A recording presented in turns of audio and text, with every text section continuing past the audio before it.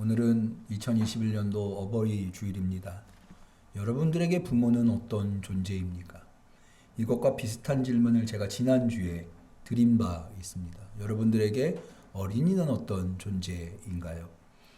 그때 제가 어린이를 소중히 여김에 당연합니다마는 그러나 세상이 소중히 여기는 이유에서 넘어서서 예수님께서 우리에게 가르쳐 주신 어린이를 통하여 주시는 교훈과 신앙을 우리가 배울 수 있어야 되겠다. 그것은 곧 내가 누구인가? 나는 하나님 앞에 결코 나를 내세울 수 없는, 과시할 수 없는 죄인이고, 그래서 하나님의 은총을 매 순간 필요로 하는 존재라고 하는 것. 그리고 하나님은 누구신가? 어린이를 통해서 예수님은 어린이와 함께 하셨고, 또 어린이처럼 지극히 낮은 자리에서 우리 모두를 섬겨주시는 그런 분이셨다고 하는 것. 더 나아가서 우리 이웃들은 바로 특별히 그 이웃 중에 작은 자들이 예수님과 같은 존재들로서 우리가 섬겨야 할 대상이다. 그리고 마지막으로 어린이를 통해서 우리에게 가르쳐 주시는 것은 우리 그리스도인들 모두가 소망하는 천국을 어떻게 들어갈 것인가, 이 어린아이와 같이 아니하면 천국에 들어갈 수 없다 하신 말씀을 통해서 어린아이처럼 천국을 믿고 천국을 소망하는 그런 존재가 되어야 한다고 하는 아주 중요한 교훈들. 내가 누구며 하나님은 누구시고 이웃들은 누구며 천국은 어떻게 가는가라고 하는 기독교의 굉장히 중요한 주제들을 어린아이를 통해서 우리에게 가르쳐 주셨다고 하는 것을 배운 바 있습니다. 부모님도 마찬가지입니다.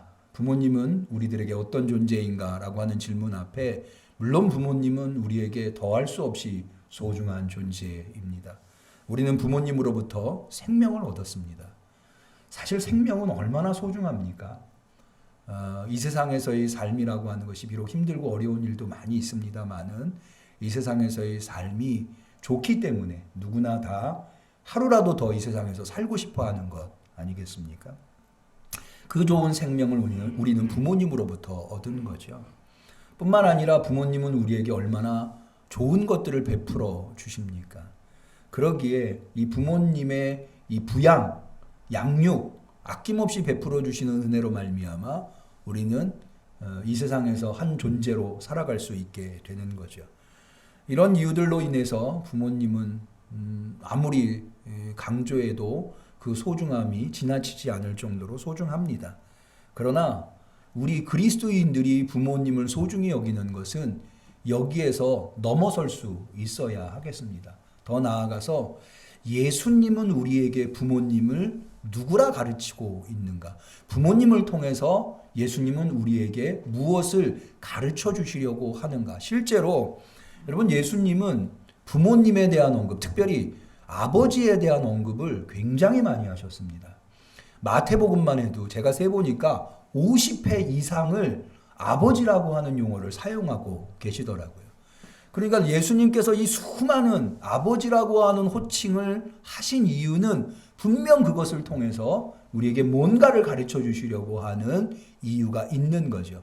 그것을 한마디로 얘기해서 어버이 신앙이다. 지난주에는 어린이 신앙, 예수님이 어린이를 통해서 우리에게 가르쳐 주시려고 하는 것이 어린이 신앙이라고 한다면 부모님을 통해서 우리에게 가르쳐 주시려고 하는 것이 어버이 신앙이다. 이렇게 저는 이름을 붙여 보았습니다. 다시 말해서 오늘 어버이 주일을 맞이해서 부모님이 소중하기 때문에 부모님의 은혜에 천분지일 만분지일이라도 보답하고자 부모님께 효를 다해야 된다.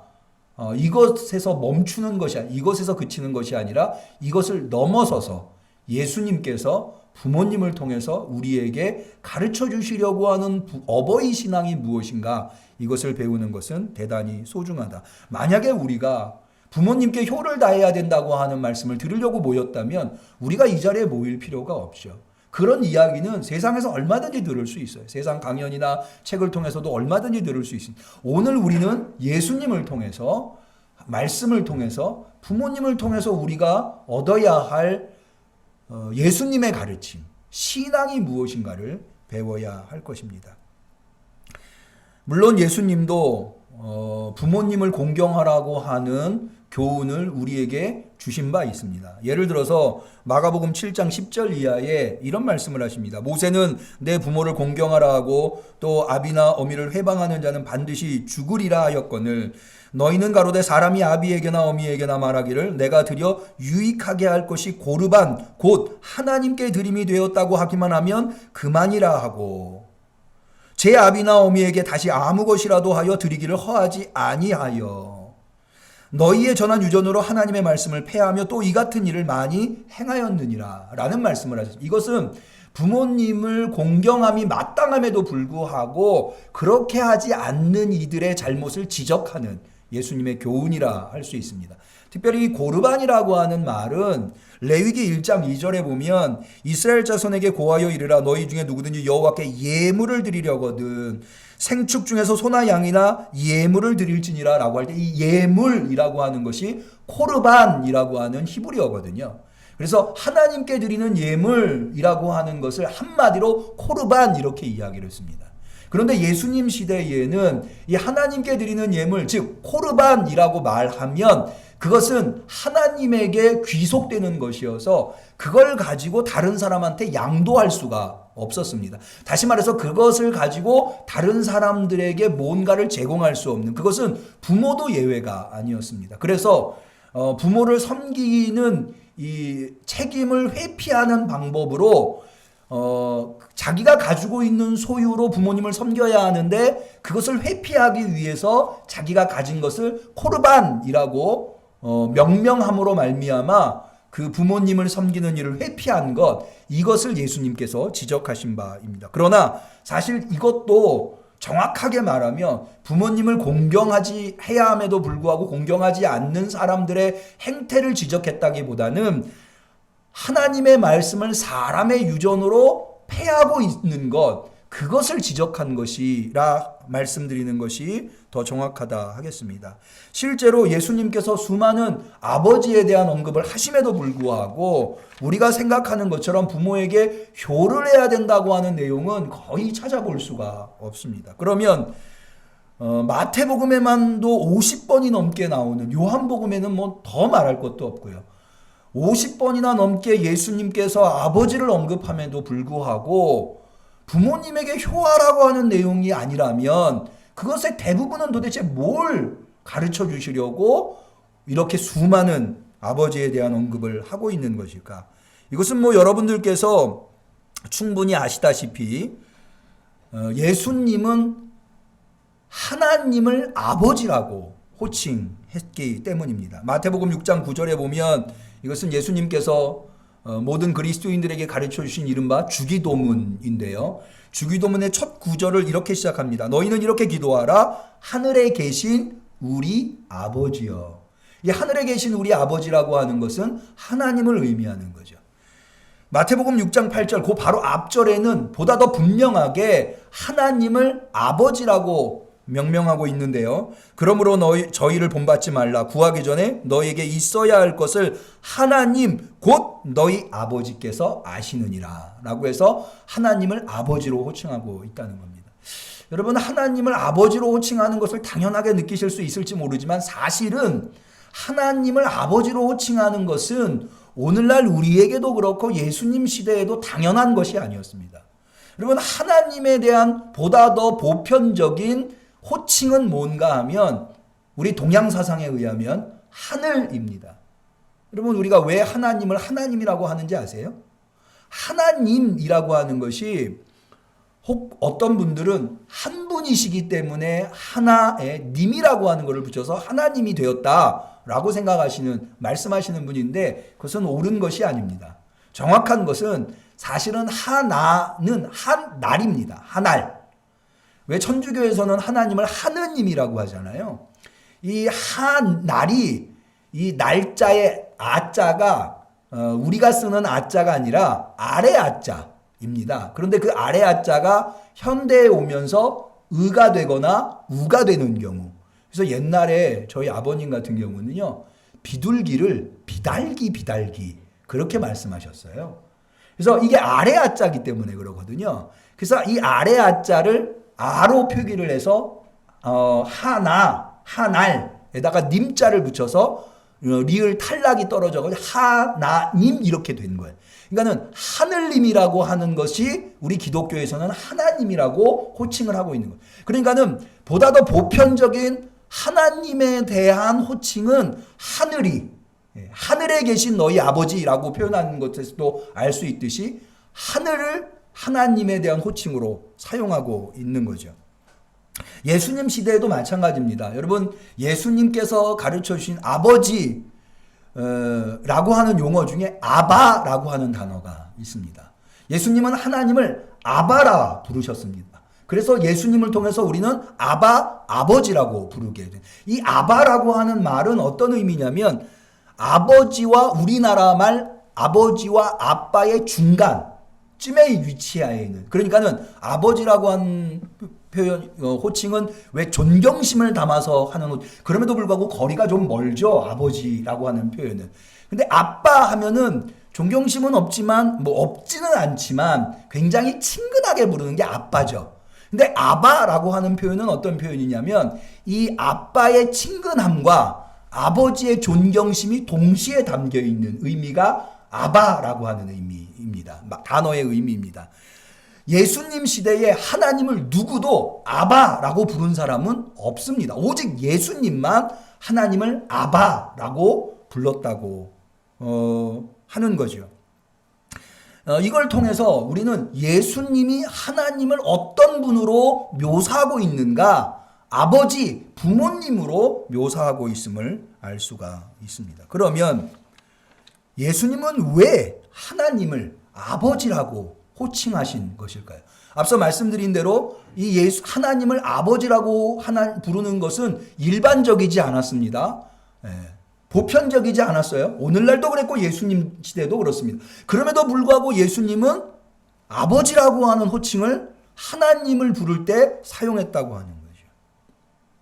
왜 예수님이 하나님을 아버지라고 부르셨는지 오늘 우리가 읽은 이른바 우리가 흔히 탕자의 비유, 탕자의 이야기라고 하는 이 누가복음 15장에 나오는 이야기를 통해서 알 수 있습니다. 그래서 이 누가복음 15장은 이 하나님을 아버지라고 부르는 자들이 꼭 들어야만 하는 말씀인데요. 특별히 이 이야기가 예수님께서 이 이야기는 예수님에게서 발생한 실제로 일어난 사건이 아니라 예수님께서 창작해낸 말씀이라고 하는 측면에서 더 중요합니다. 이 예수님께서 만들어내신 이야기, 예수님의 창작, 이걸 비유라고 하는데 이 비유 이야기가 왜 중요하냐? 두 가지 이유 때문에 그런데요. 여러분, 우리가 실화 같은 경우는 실제로 발생한 것 같은 경우는 우리도 그렇지 않습니까? 예를 들어서 오늘 하루 우리가 누구를 만날지 어디를 갈지 무슨 일을 할지 계획합니다.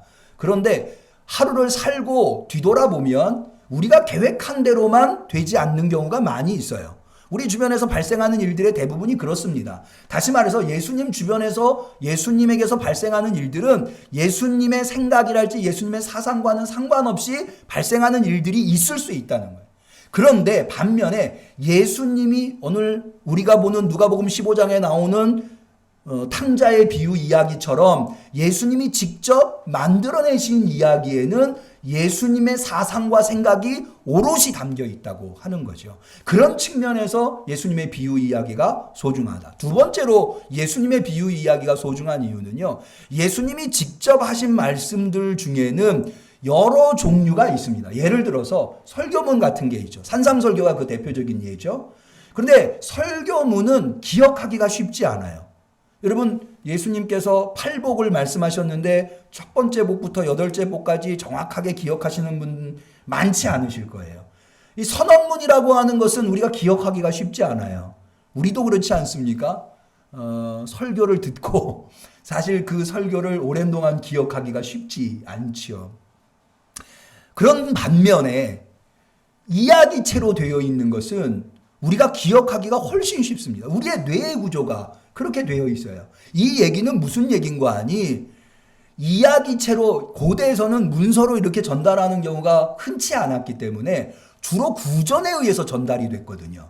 그러니까 기억하기 쉬운 게 더 원형이 잘 보존이 되어서 전달이 되겠죠. 예를 들어서 누가 그것을 변형시키려고 한다면 듣는 사람이 그거 틀린 이야기야. 우리가 알고 있는 이야기는 그 이야기가 아니야. 원래 그 이야기는 그런 내용이 아니야 라고 지적을 하겠죠. 그렇기 때문에 예수님의 비유 이야기들은 비교적, 그래서 우리 탕자 이야기도 한 번 들으면 금방 기억할 수 있는, 오랫동안 기억할 수 있는, 그래서 예수님의 사상이 변형되지 않고 오랫동안 전달될 수 있다고 하는 측면에서 예수님께서 창작하신 이야기, 비유 이야기들은 소중하다. 이 두 가지 이유 때문에. 예수님이 창작하셨기 때문에 예수님의 사상이 오롯이 담기고, 또 그것이 이야기체이기 때문에 변형되지 않고 우리에게 전달될 수 있기 때문에, 두 가지 이유 때문에 이것이 소중하다. 그러니까는 예수님께서 하신 이 비유 이야기, 특별히 하나님이 누구신가를 우리한테 가르쳐 주시기 위해서 주신 이 이야기는 하나님을 섬기는 우리들이, 하나님이 누구인가는 대단히 중요한 문제 아닙니까? 하나님을 섬기는 우리들이 반드시 들어야만 하는 이야기라고 할 수가 있는 겁니다.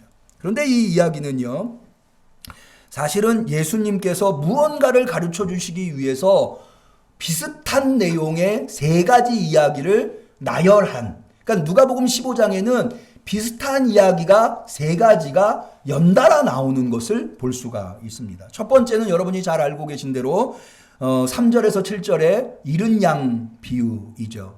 어떤 목자에게 양이 100마리 있었는데 저녁이 되어서 우리에 넣으려고 세보니까 99마리밖에 없는 거예요. 그래서 이 목자가 한 마리 잃어버린 양을 찾아서 헤매죠. 그리고는 찾습니다. 우리가 간혹 이게 교회 같은 데 스탠드 글라스 같은 거 대보면 위에 예수님이 목에다가 양 한 마리를 이렇게 걸치고 주변에 양들이 있고 그런 경우를 보지 않습니까? 이게 바로 사실은 잃은 양을 찾으셨을 때 예수님께서 얼마나 좋으셨던지 이 무등을 태우는 그런 모습을 형상화한 것이라고 할 수가 있습니다. 그 이야기가 3절에서 7절까지 나오고요. 8절에서부터 10절까지는 또 잃은 드라크마 이야기가 나옵니다.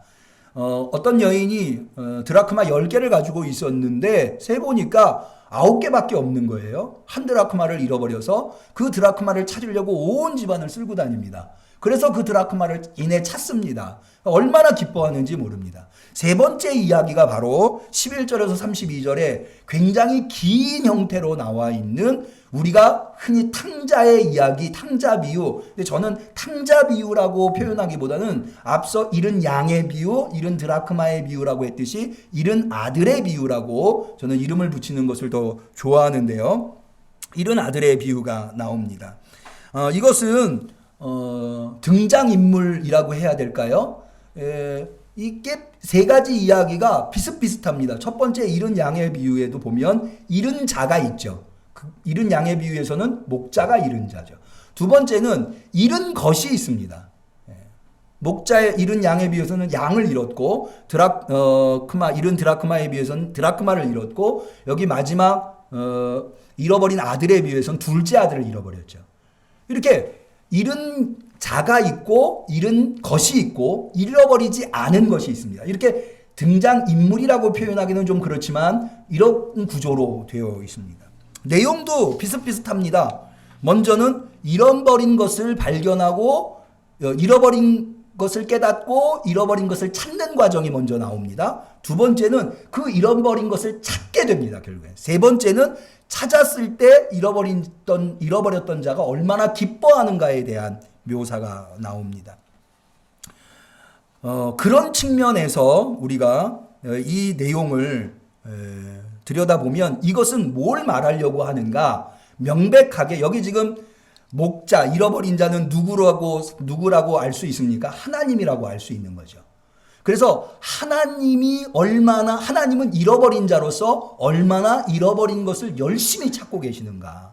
그리고 그것을 찾았을 때 얼마나 기뻐하시는 분인가. 그러니까 하나님이 누구신가에 대해서 우리에게 알려주려고 이 이야기가 이렇게 구성되어 있다고 할 수가 있는 거죠.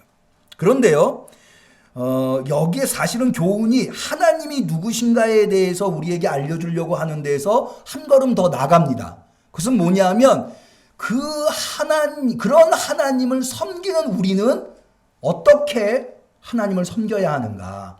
사실은 거기까지 나가는 것이 이 이야기의 교훈이라 하겠습니다. 이 이야기가 어떻게 시작되었는가? 이른 양의 비유, 이른 드라크마의 비유, 이른 아들의 비유가 왜 예수님께서 이런 이야기들을 하고 계시는가? 이것을 텍스트와 컨텍스트라고 하는데요. 제가 종종 기회가 있을 때마다 말씀드립니다만은 똑같은 단어를 말해도 어떤 상황에서 말하느냐에 따라서 달라질 수가 있는 거죠. 그래서 이 예수님께서 어떤 상황에서 이 말씀을 하셨는가가 이 비유를 말씀하신 목적이 무엇인가를 우리가 아는데 대단히 중요합니다. 그것이 요한복음 15장 1, 2절에 나옵니다. 한번 볼까요? 요한복음 15장 1절, 2절입니다. 제가 한번 읽어보겠습니다. 죄송합니다. 누가복음 15장 1절, 2절. 누가복음 3절부터 비유가 나오는데 누가복음 15장 1절 2절 모든 세리와 죄인들이 말씀을 들으러 가까이 나오니 예수님의 말씀을 들으려고 누가 지금 나오고 있어요? 세리와 죄인들이 나오고 있어요. 그러니까 그걸 보고는 바리새인과 서기관들이 원망하여 가로되 누구를 원망했냐? 예수님을 원망하는 거예요. 이 사람은 예수님을 얘기해요. 죄인을 영접하고 음식을 같이 먹는다 하더라. 바리새인과 서기관들이 예수님을 원망했을 때에 예수님이 하신 말씀이 이른 양 비유, 이른 드라크마 비유, 이른 아들의 비유를 말씀하셨다고 하는 것. 그러니까는 이걸 통해서 뭘 알 수 있느냐? 예수님이 뭘 말씀하시려고 하느냐? 하나님은 어떤 분이라는 거예요? 잃은 것을 간절히 찾으시는 분. 잃었은 것을 찾았을 때 얼마나 기뻐하시는가. 여러분 사실 이런 드라크마의 비유에 보면은 여러분 드라크마가 한 드라크마를 이 여인이 잃어버렸는데 한번 볼까요? 9절부터 한번 보죠. 15장 9절. 또 찾은즉 벗과 이웃을 불러 모으고 말하되 나와 함께 즐기자. 잃은 드라크마를 찾았노라 하리라. 여러분 드라크마를 찾았는데 벗과 이웃을 불러요. 함께 즐기자라고 하는 것은 잔치를 의미합니다.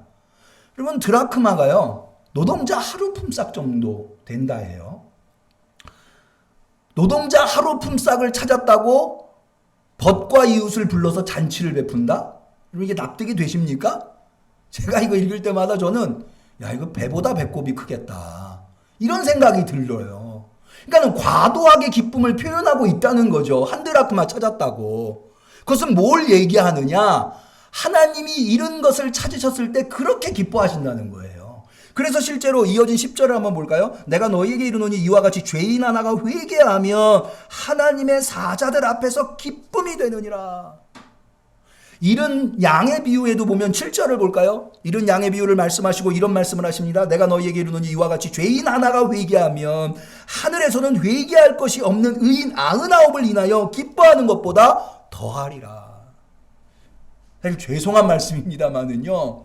여러분 이 자리에 계신 우리 성도님들 여러 분들이 계신데 이 중에 만약에 어떤 죄인이 회개하고 이 자리에 참여했다면 하나님의 관심은 온통 그 사람에게 우리 모두를 소중히 여기심에도 불구하고 그 사람에게 집중되어 계신 분이 하나님이라는 거예요.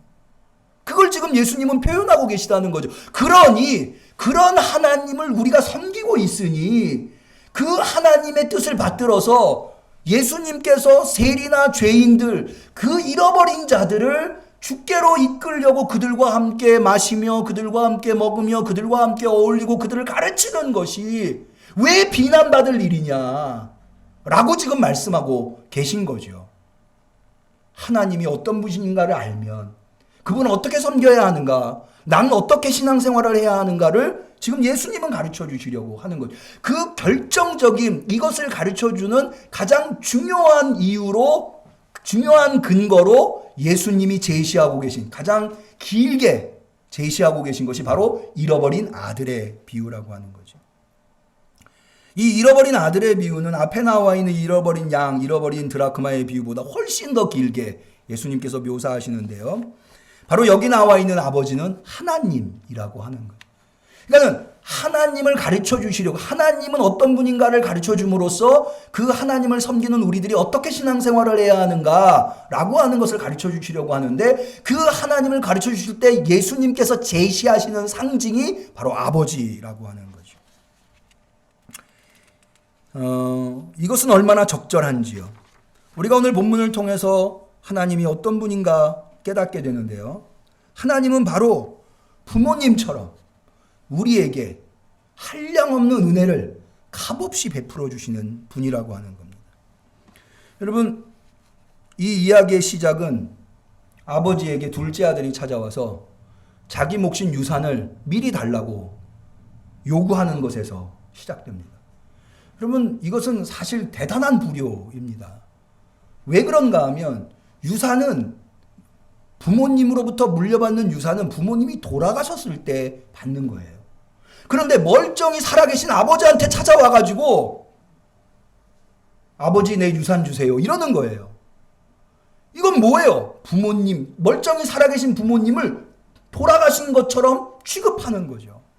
이보다 더 큰 불효가 어디 있습니까?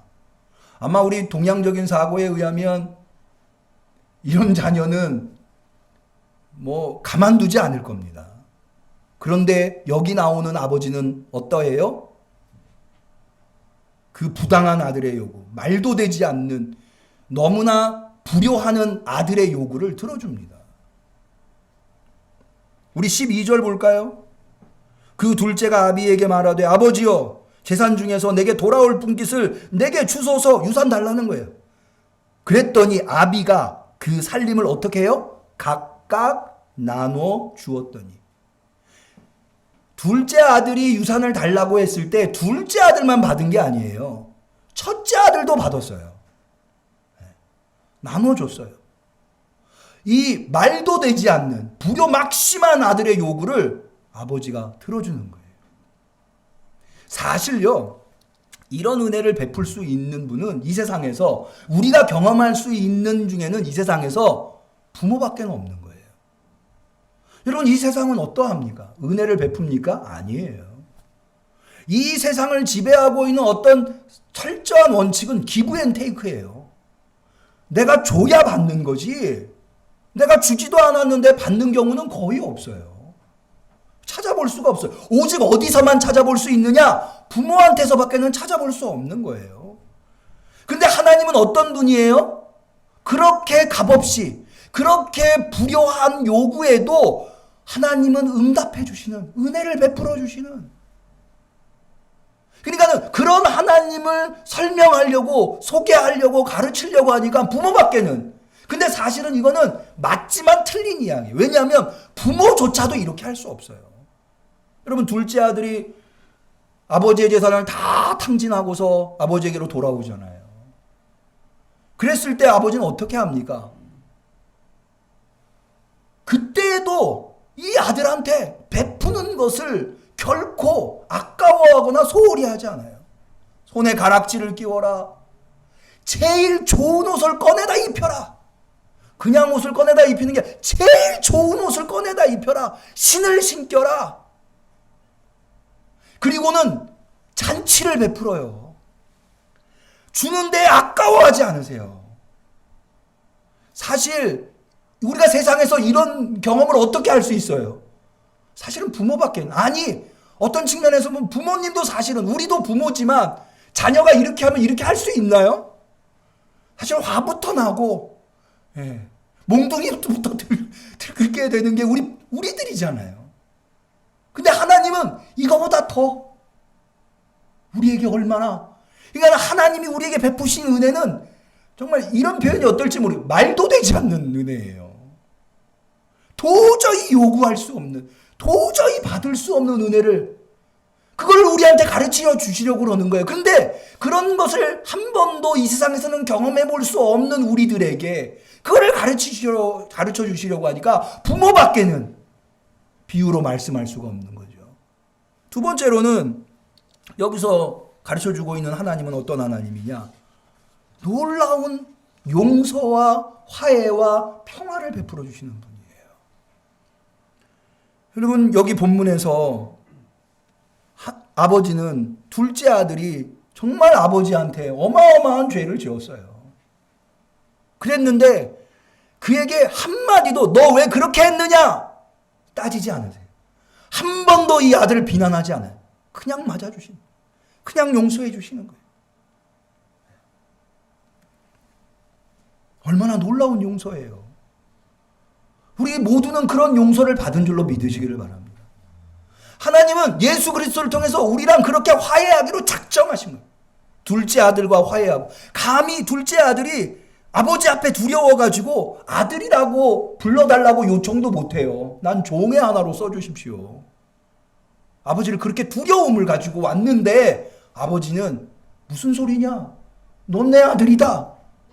아들에게 아들이 요구할 수 없는 평화, 평강을 아버지는 베풀고 있는.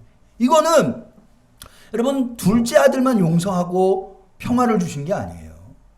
첫째 아들도 마찬가지예요. 집에 돌아와 보니까 막 집에서 잔치 소리가 난 거예요. 종하나를 불 무슨 일이냐? 당신 동생이 살아 돌아왔다. 아버지한테 막 화가 나고, 동생한테도 화가 나고 막 아버지한테도 화가 나고. 아버지가 이 큰아들을 불러다가 따로 이야기하잖아요. 여러분, 아버지가 그렇게 하는데 큰아들이 이래서야 됩니까? 사실 이것도 불효예요. 물론 이해는 돼요. 그런데요, 자기도 제목 받았잖아요. 그런데 아버지는 이 큰아들의 불효도 아버지가 그렇게 결정한 것을 따라야 마땅한데 거기에 반발을 갖는 거예요. 이건 명백한 불효죠. 그런데 그런 아들도 품어주는 거예요. 그렇게 서로 둘째 아들과 큰아들을 용서하고 화해하고 평화로 인도할 뿐만 아니라 아들과 아들도 서로 용서하게 하고 화해하게 하고 평화가 이루어지게 해요. 여러분, 우리가 이 세상을 살면서 용서 잘 되나요? 내가 잘못했을 때 다른 사람들한테 용서, 그건 둘째 치더라도 나한테 잘못한 사람한테 내가 용서하는 거 잘 되세요? 잘 안 돼요. 아니, 오히려 세상은 이 용서보다는요, 복수에 더 힘을 기울여요. 여러분, 영화의 대부분의 주제가 복수예요. 드라마도 마찬가지고요. 다 복수하겠다는 내용들이에요. 누가 이 세상에서 나한테 잘못한 사람, 내가 잘못한 사람 용서하고 용서받나요? 오직 용서할 수 있는 사람은 부모밖에 없는 거예요. 부모 말고는 사실은 이런 용서는 부모도 잘 못하죠. 그러니까는 예수님은 그런 하나님의 용서하심과 평화와 화해를 가르쳐 주시려고 부모의 용서. 그래서 우리 그런 말 있잖아요. 자식 이기는 부모 없다고. 힘없어서 못 이깁니까? 아니에요. 사랑하니까. 그런 용서를 해주는 거죠. 그 부모를 통해서 하나님을 알려주고 계신 거예요. 마지막으로 하나님은 어떤 분입니까? 하나님은 기쁨을 주시는 분이에요. 그럼 둘째 아들이 정말 무거운 마음으로, 정말 괴로운 마음으로 아버지를 찾아왔을 거예요. 그런데 아버지는 어때요? 그 아들을 꾸짖기는커녕 보자마자 달려가서 끌어안아요. 그리고는 입 맞춰요. 얼마나 기뻐하는지 몰라요. 그 기쁨으로 아들을 품어주는 거예요. 아들을 위해서 잔치를 열어줘요. 아들에게 기쁨을 주는 거죠. 아들에게만 기쁨을 주는 게 아니에요. 종들에게도. 야, 우리가 살찐 송아리 잡아가지고 잔치를 벌리자. 집안 잔치가 일어나는 거예요. 뿐입니까? 큰아들에게도 기쁨을 줘요. 큰아들이 울그락불그락 화가 나가지고 와 있는데, 얘야, 네 동생이 살아 돌아왔는데, 우리라고 하는 것은 아버지와 큰아들 다를 포함해 우리가 기뻐해야 하지 않겠냐 하면서 그 잔치로 큰아들을 초대하는 것을 볼 수가 있습니다. 여러분, 이 세상은 어떠합니까? 이 세상에서 기쁨을 찾아볼 수 있나요? 사실 매일매일이 힘들고 어려운 요즘같이 코로나의 상황 속에서는 더욱더 그렇죠. 기뻐할 일이 없어요. 그런데 우리가 기쁨을 얻을 수 있는, 사실 저는 이제 아버님께서 요양병원에 계시고 어머님도 점점 치매의 정도가 깊어지시다 보니까 자꾸 좀 옛날 생각도 많이 나고 그러더라고요. 저는 아버지가 참 무서웠어요. 그 자녀한테, 아들한테 재밌게 잘해 주실 수도 있을 텐데 왜 이렇게 무섭게 꾸짖기만 하시고 잔소리만 하실까? 그런 생각을 했는데 요즘 들어서는 돌아켜 생각해 보면 참 아버지가 저를 기쁘게 재밌게 해주신 경우가 많은 것 같아요. 저를 데리고 자연농원도 데려가 주시고 제가 스케이트를 타고 싶다고 하니까 스케이트도 사주시고 수영장도 데려가 주시고 레슬링도 보여주셨더라고요. 제가 곰곰이 생각해 보니까 그 시대에 그 아버지들이 그 정도 사실 하기 쉽지 않았겠구나라는 생각이 들어요. 참 아들을 기쁘게 하시려고 애 많이 쓰셨구나 이런 마음이 들더라고요. 어머님도 점점 더 어머님이 기억을 잃어가시더라고요. 제가 어머니 모시고 병원에 가면서 자꾸 말을 붙여요. 어머니 예전에 이런 일이 있었죠? 그럼 어머님이 요즘 물어서 붙죠. 얘야 내가 다 잊어버렸다. 그러시더라고요. 그게 좀 마음이 아파요.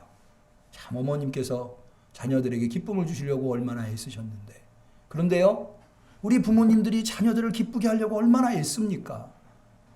근데 하나님은요, 부모님이 자녀들에게 주는 기쁨과는 비교도 할 수 없는 기쁨을 우리에게 주세요. 그렇게 믿으십니까? 그런 분이세요. 하나님이 주시는 기쁨이 아니면 우리가 이 세상을 무엇으로 살아갈까? 때때로 그런 생각을 해보게 됩니다. 예수님께서는 바로 이 잃어버린 아들의 비유를 통해서 여기 아버지를 등장시킴으로 말미암아 하나님은 우리가 이 세상에서 가장 많은 은혜를 받는 부모보다 더 큰 은혜를 베푸시는 분.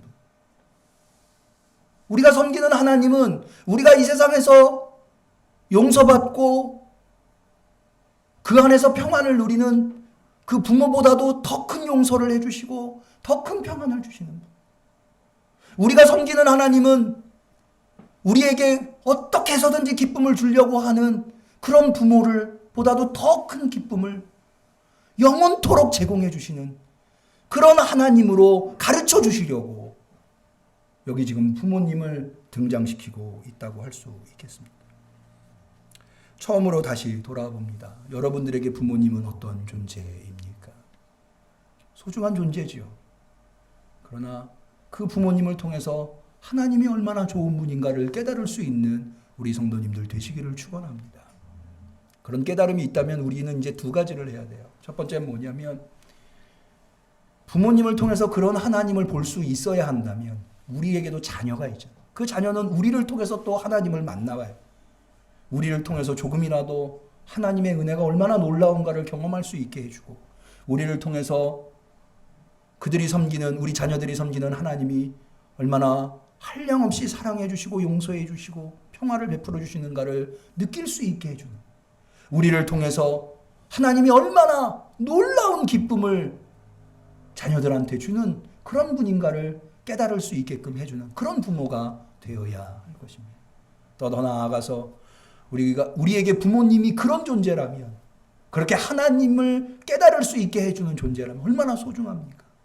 그러니까 세상에서 얘기하는 부모님에게 효를 다하는 나를 낳아주시고 나를 길러주신 것에 은혜를 갚는 거기에 더하여서 부모님을 통해서 하나님을 본다고 한다면 하나님을 섬기듯 부모에게 효를 다하는 그런 우리 응암교회 성도님들이 다 되시기를 주님의 이름으로 간절히 축원합니다. 기도하겠습니다. 하나님 아버지, 오늘 어버이 주일에 말씀을 통하여서 세상이 가르쳐 줄 수 없는 우리에게 부모는 어떤 존재인가를 깨달아 알게 하시니 감사합니다.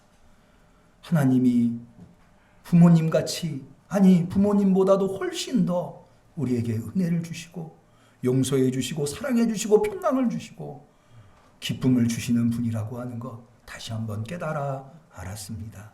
하나님 감사합니다.